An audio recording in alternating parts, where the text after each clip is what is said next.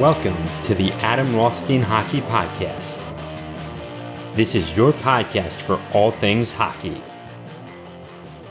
On this podcast, we talk about past history to the modern day and what you can do to grow the sport.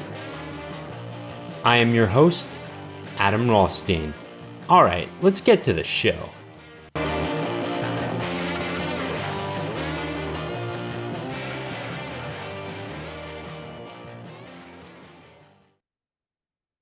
Welcome in, everyone, to the Adam Rothstein Hockey Podcast. We have had a very interesting weekend so far. I'm recording this on Sunday, May 21st, 2023.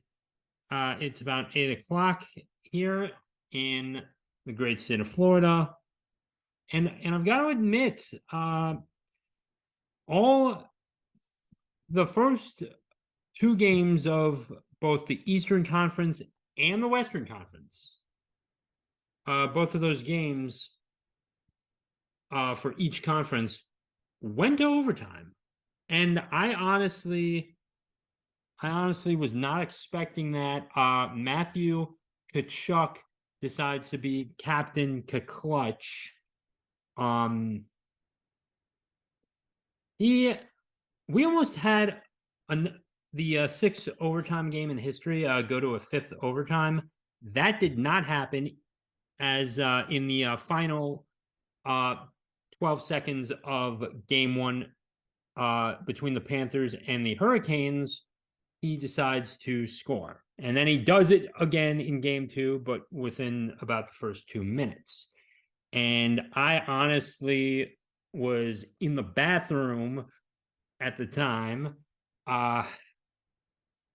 And actually getting ready for bed, but and then I was going to see, okay, must have overstayed. I must have taken too much time, and I lost track of time. And Matthew Tkachuk got in the net. And the funniest thing about this is that he points to the gate, or he points to the ramp, or he points to the door. He opens the door where the Zamboni would usually come in, and he opens it and he says to his teammates, "Let's get the heck out of here." And honestly, they really should, and they should be getting out and getting on. They should have been getting out and getting on to their flight, and they should have been getting on the ice, because they weren't going to have practice after the first game.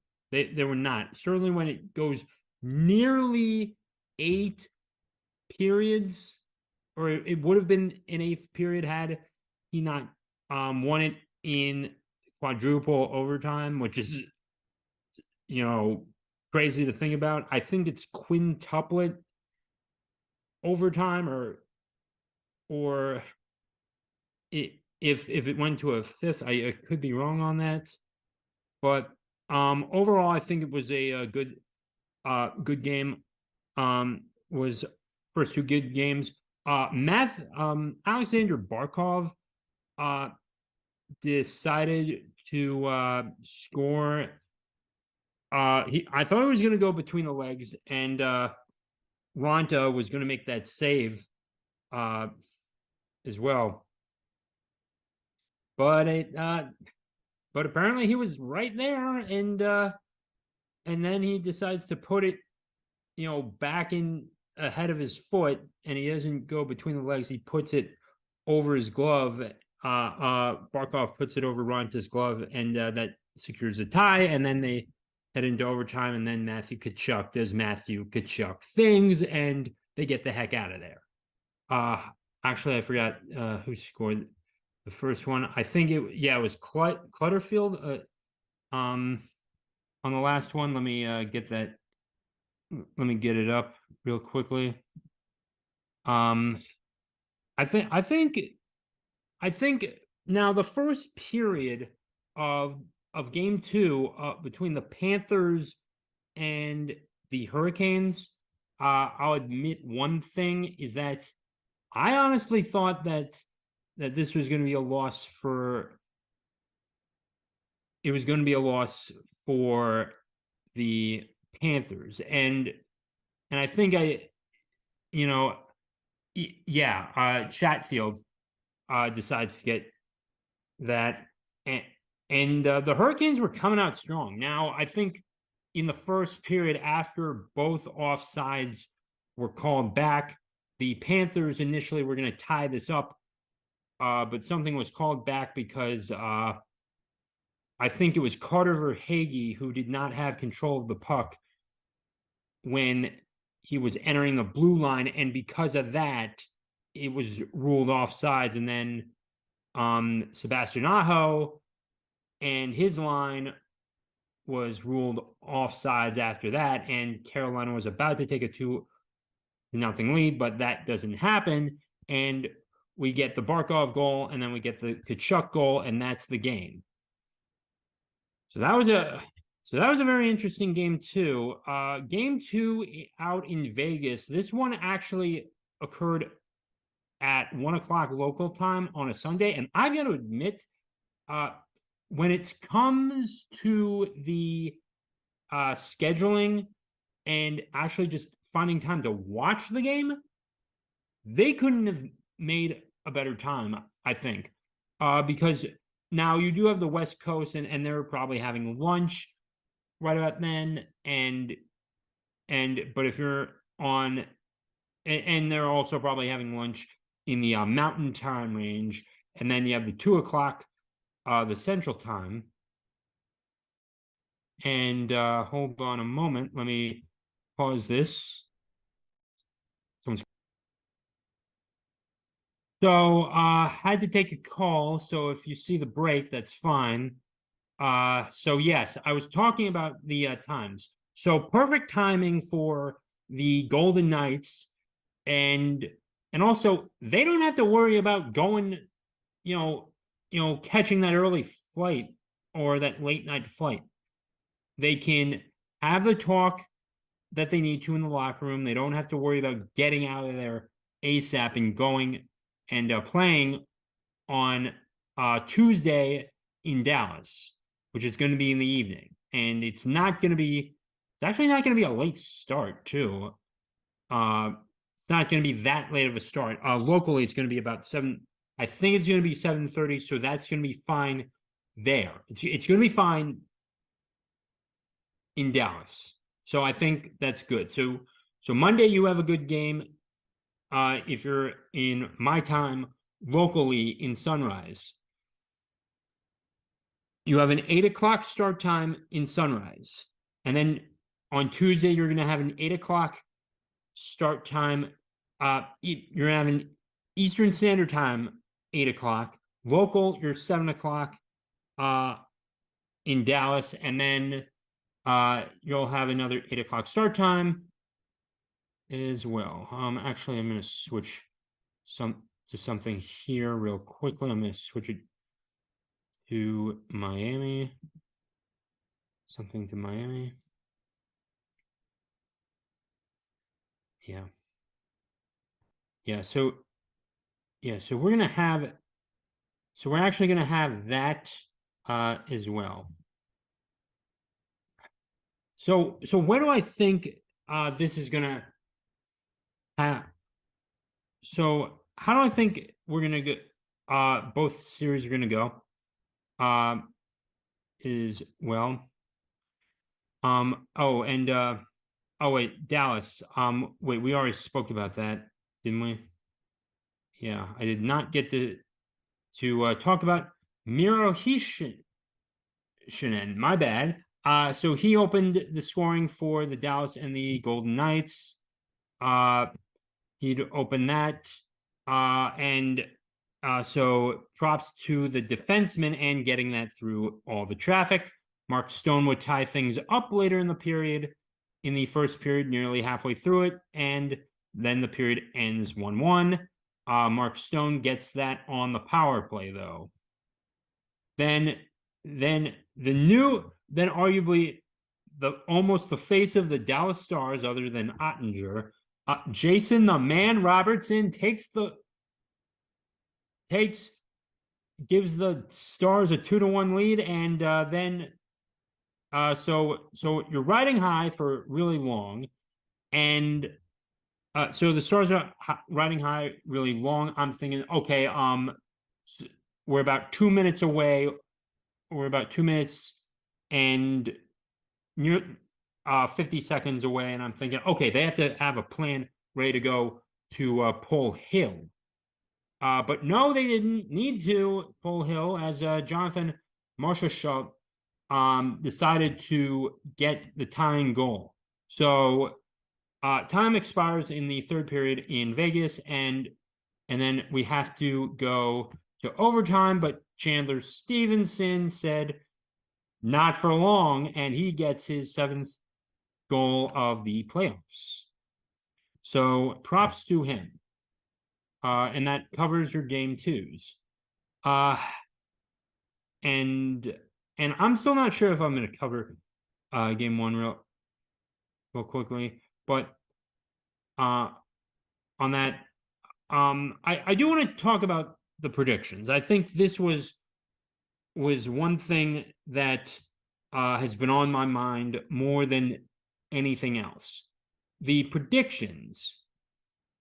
I think it's actually possible, and hear me out here from all this reasoning, is that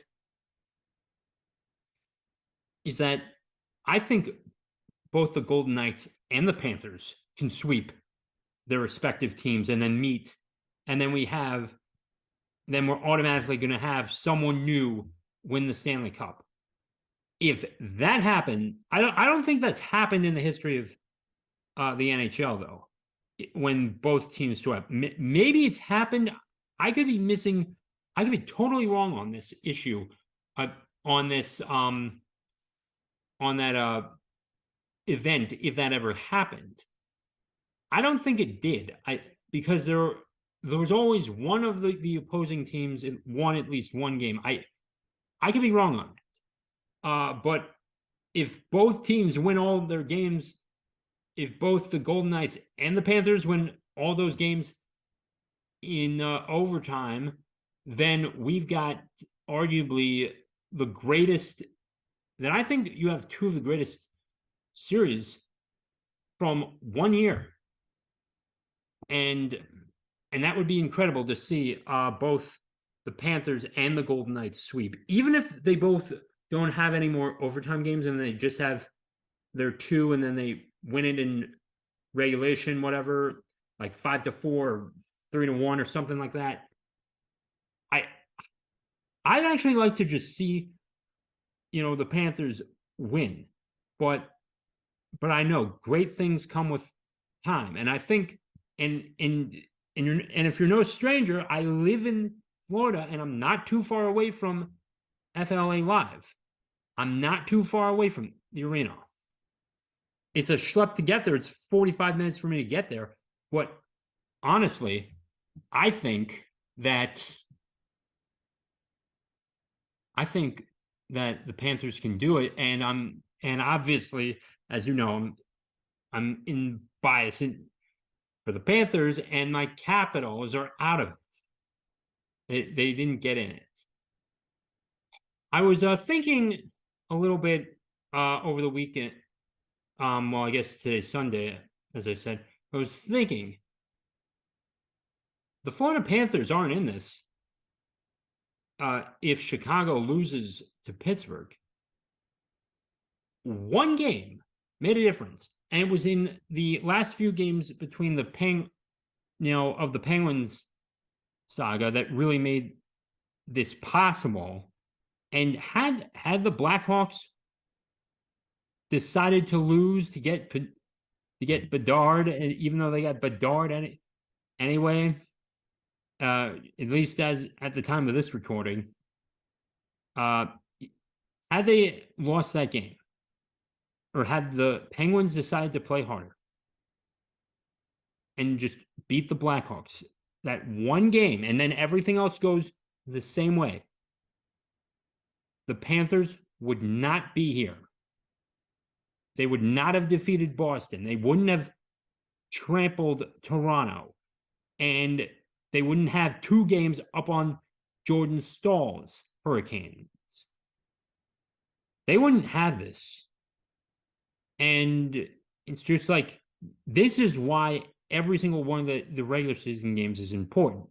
And even if you're Boston, you have those other games, you lose 10 games and, you don't have the President's Trophy and you don't have the record. So there's that. I've got to admit that Boston was probably a really big disappointment of that, because I was not expecting Florida to win it. But think about this. Florida last year won the President's Trophy, and now Boston won it, and then you get the thing. Now I remember the Lightning winning it in 2019, and then it's like, okay, and then for the 2020 Stanley Cup, they get in and they win it, even though we have that Corona era and that Corona saga, and we have this weird thing, playing out. But the Lightning win, they do their thing, and they have fun doing it. And then they win another Stanley Cup in 2021, and then they get in there again in 2022. So I think it's more of a mental curse at this point for President's Trophies winners. But yeah, Vegas, a little bit about Vegas. If they get into this, that's their second Stanley Cup final in 6 years, essentially, or 5 years, essentially. That's about 30. That's about a third, or we'll just say 40%, and just call it round numbers. So 40% of their time, or even let's just actually this about half their time, they've at least made the conference finals in this. And Vegas really is something special. I think the Jets were not going to do much personally, and I think the Oilers just ran out of gas. Ha ha, funny. Yeah, get the joke? They ran out of gas. With Draisaitl and McDavid and Nugent Hopkins and Skinner and Mr. Evander Kane. Yeah, they lost. Yeah, they ran out of gas, and the Golden Knights came in and they dominated, and they won in 6. Oilers ran out of gas. I gotta save that one though. But that's how they got in. If either the Stars come back and Vegas Vegas goes down in 6 or 7 games, I don't see that. It's really hard to predict this now. The Panthers now have home ice advantage because they have 2 games in Sunrise, games 3 and 4. That's how this is structured. If they and guess who has to go in to Sunrise to beat his brothers at least one time? Guess who? That's Jordan Staal, ladies and gentlemen, who has to go in there and beat his brothers at least once to at least bring one more game back to Raleigh at all. And they're not even guaranteed to have that game at this point. And if they take the sweep, that's just, you want to know what's weird if they take the sweep. That would be, they defeated Boston in 7 games. They defeated Toronto in 5. If they defeat the Hurricanes in 4, then you have a perfect. And then I guess if they have to go up against Vegas, you have this going to all 7 games, personally. The first games, um, uh, honestly, I think it just really didn't make much of a difference at this point of the, excuse me. I don't think it, I don't think it, the first game is not the determining factor. If you lose your two home games, that's going to help or hurt you. Now the Stars lost their two road games. They're going to go into Dallas. If they win their two home games, we have a series, and you're going to have to wait. And then we're certainly going to have to wait a while for that. You're going to have to wait for someone out west. Do I think any of the Western teams can win? I'm honestly not too sure at this point of what's going to happen. This has been the wildest playoff series to ever happen in maybe my lifetime. The Golden Knights, every game going to overtime so far in both conference finals, and Phil Kessel not playing is, it's just amazing enough those two facts are real. Phil Kessel not playing. Unbelievable that Phil Kessel is not playing. And I forgot to mention this. The Panthers have 8 straight road wins, and they're not going to need, they're going to need at least one more road win, whether that, if they don't have to face Jordan Staal in Raleigh again, and they win both their games in Sunrise, then all they have to do is just win one more road game and then win the rest of their home games, and they win the cup, mathematically speaking, because 1 road win and 3 home wins, and that is your Stanley Cup final. That would be that. I don't know how Jack Eichel is going to go up against Matthew Tkachuk. I think that would be incredible, but in game 2, both game 2s, the Golden Knights and the Panthers came back from behind to win it, and that's incredible. What do I think? If it goes into Vegas, they get their chance to hoist the Stanley Cup. The state of Nevada has never won a pro sports championship, and really only in its first 6 years or so of existence, do we have that. And that's it. That would be pretty new for a state. I don't know how familiar you are with the Whalers.